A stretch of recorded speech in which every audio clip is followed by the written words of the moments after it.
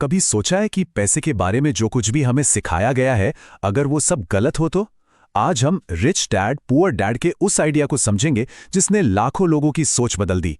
ये किताब बताती है कि अमीर बनना सिर्फ किस्मत का खेल नहीं है, बल्कि ये तो एक माइंडसेट का खेल है। रॉबर्ट कियोसाकी की ये बात सीधी चोट करती है उस सलाह पर जो हम में से ज्यादातर लोगों को बचपन से मिली है।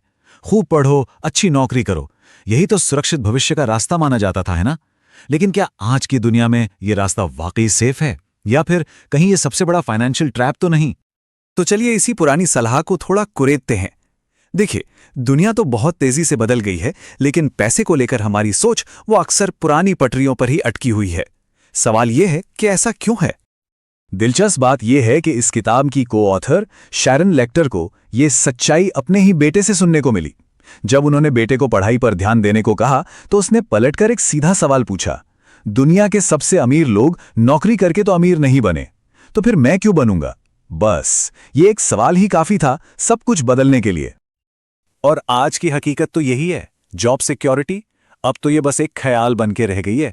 पेंशन जैसी चीजें तो लगभग गायब ही हो रही हैं, और कॉलेज की महंगी महंगी डिग्रियां भी अब कोई अच्छी कमाई की गारंटी नहीं देती। और सबसे बड़ी आयरनी देखिए, जिस स्कूल सिस्टम पर हम इतना भरोसा करते हैं, वही हमें पैसे के बारे में सबसे जरूरी चीजें सिखाने में पूरी तरह फेल हो जाता है। तो फिर सही रास्ता क्या है? इसका जवाब रॉबर्ट कियोसाकी को मिला अपने दो पिताओं से। एक उनके सगे पिता थे और दूसरे उनके दोस्त के पिता। कमाल की बात यह है कि दोनों ने ही उन्हें पैसे के बारे में सिखाया, लेकिन दोनों की सीख एक दूसरे से बिल्कुल उल्टी थी। एक तरफ थे उनके अपने पिता, एक हाईली एजुकेटेड सरकारी अफसर जिनके पास पीएचडी की डिग्री थी, और वहीं दूसरी तरफ थे उनके दोस्त के पिता, जिन्होंने 8वीं क्लास भी पास नहीं की थी।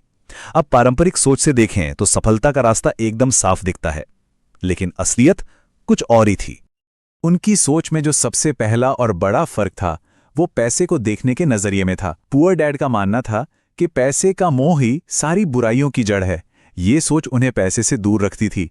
वहीं रिच डैड कहते थे कि नहीं, पैसे की कमी ही सारी बुराइयों की जड़ है। ये सोच उन्हें प्रॉब्लम्स के सॉल्यूशन खोजने पर मजबूर करती थी। और ये फर्क उनके रोजमर्रा के शब्दों में भी झलकता था। पुअर डैड कहते थे, मैं ये नहीं खरीद सकता। ये एक फुल स्टॉप है जो दिमाग के सारे दरवाजे बंद कर देता है। लेकिन रिच डैड पूछते थे, मैं इसे कैसे खरीद सकता हूं? ये एक सवाल है जो दिमाग को काम पर लगा देता है, उसे नए नए रास्ते खोजने पर मजबूर करता है। सिर्फ एक सवाल का फर्क, लेकिन नतीजा पूरी तरह अलग। और यहीं पर दोनों की फिलॉसफी पूरी तरह से अलग हो जाती है। पुअर डैड की सलाह थी, अच्छे से पढ़ो ताकि एक अच्छी कंपनी में नौकरी कर सको, जबकि रिच डैड की सलाह थी, अच्छे से पढ़ो ताकि एक अच्छी कंपनी को खरीद सको। एक माइंडसेट जिंदगी भर एम्प्लॉय बनने के लिए तैयार करता है, दूसरा मालिक बनने के लिए। तो सवाल ये है कि कियोसाकी ने ये सब सीखा कैसे? देखिए, उनकी फाइनेंशियल एजुकेशन की शुरुआत एक ऐसे सबक से हुई जो किसी स्कूल में कभी नहीं मिल सकता था। और यकीन मानिए, ये सबक बिल्कुल भी आसान नहीं था। ये कहानी शुरू हुई जब रॉबर्ट सिर्फ 9 साल के थे। उनके अमीर दोस्तों ने उन्हें अपने साथ खिलाने से सिर्फ इसलिए मना कर दिया क्योंकि वो गरीब थे। उस दिन उस छोटे से बच्चे को जो महसूस हुआ, उस अपमान ने उसके अंदर एक आग जला दी। उसी पल उसने ठान लिया कि वो अमीर बनकर दिखाएगा।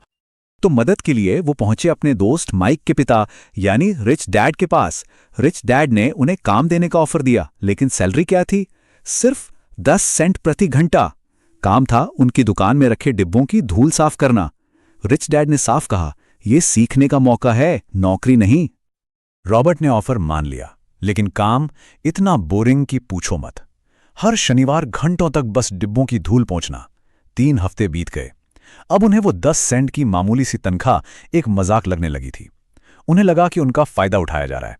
बस गुस्से में उन्होंने फैसला किया कि वो ये नौकरी छोड़ देंगे और रिच डैड से इसका जवाब मांगेंगे।